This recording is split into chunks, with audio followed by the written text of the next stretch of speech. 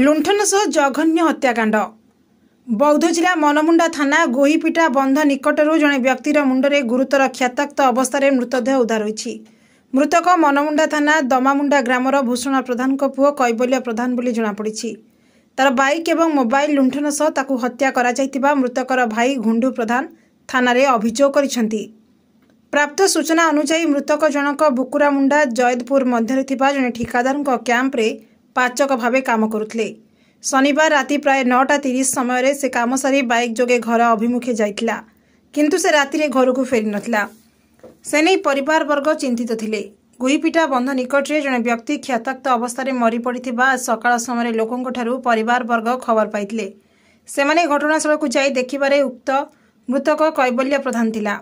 कैबल्यर मुंडरे गुरुतर क्षताक्त होइतिला और मरी पड़िथिबा देखिथिले। घटनास्थल में बाइक एवं मोबाइल नथिला। कई दुर्बृत्त कैबल्यर बाइक एवं मोबाइल को लुंठन पूर्वक हत्या करी फेरार हो जाइतिबा जଣାपड़ी। यह एक सुचिंतित और योजनाबद्ध लुंठन एवं हत्याकांड बोली परिवार वर्गों पक्षरु कुहाଯାଇଛି। तेबे पुलिस यार तदंत करी सत्यासत्य सामना को आनिबा जरूरी हो पड़ी।